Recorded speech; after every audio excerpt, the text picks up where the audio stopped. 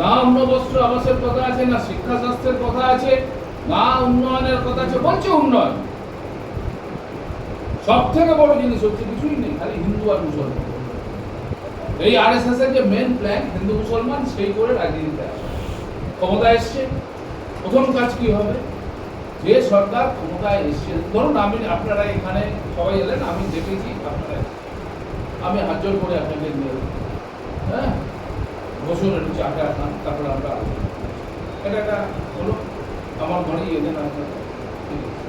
আপনারা এলেন, চারটে লোক বন্ধু করে নিয়ে চলে গেল, বস গর্বিত গুলি চলে গেল। একটা সরকার ক্ষমতায় এসে বুলডোজার চালিয়ে দিল। পশ্চিমবঙ্গের মানুষ কোনদিন বুলডোজার দেখেছে? আপনি অন্যায় করে রাস্তা দখল করেছেন, কি করেছেন, সে ঠিক আছে, তো আর আজকে একদিনও হয়নি।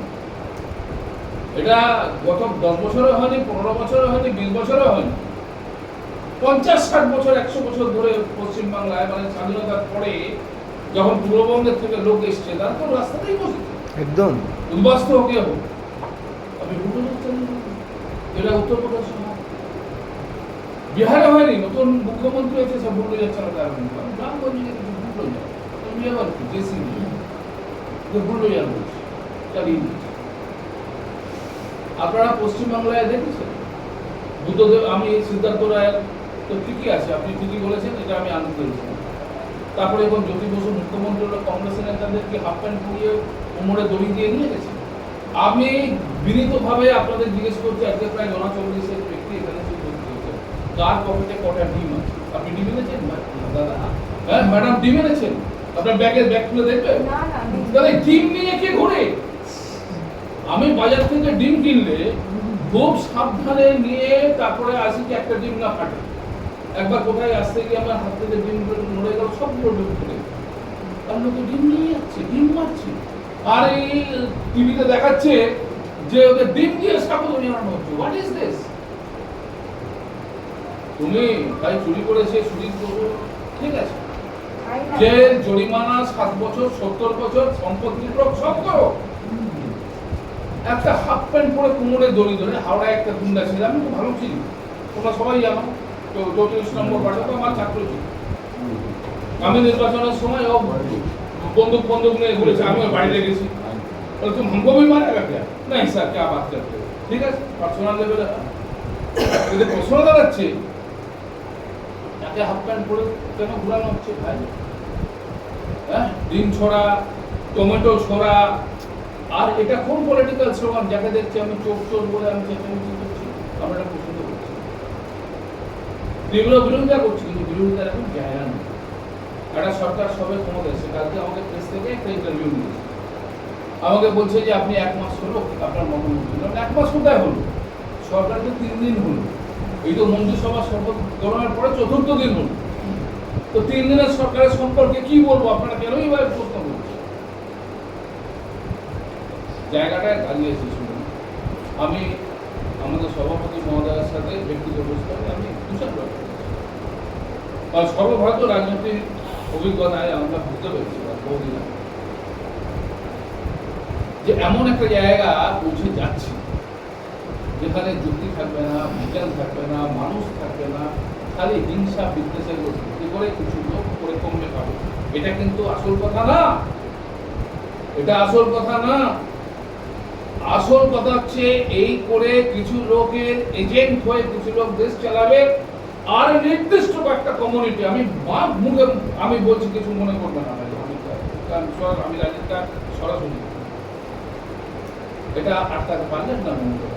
বাংলা তো শেষ বাঁধ ছিল, বিহারে নির্বাচন হচ্ছে, আমি তো সারা ভারত, আমি কয়েকটা রাজ্য ছাড়া ভারতের সব জায়গায় আমি কোনো না কোনো সময় কেদিনেশ বাবু, আমি অবজারভার থেকেছি, পার্টিতে হচ্ছে বিশ্বনাথ প্রতাপ সিংহের সময়, আমি তো জানি কোকা লিঙ্গা আর ওই লিঙ্গায়ত, কাম্মা রেড্ডি, একটা কর্ণাটক, অন্ধ্রপ্রদেশ, প্রত্যেকটা রাজ্য, বিহার, উত্তরপ্রদেশ, রাজস্থানে আবার জাট, এখানে কুর্মি, কৈরি, ব্রাহ্মণ, पासपुनिया इत्यादि इत्यादि, जाट हरियाणा में सब है। और बंगाल में कोई जात पात के हिसाब से कभी वोट हुआ? धर्म के हिसाब से कभी वोट हुआ है?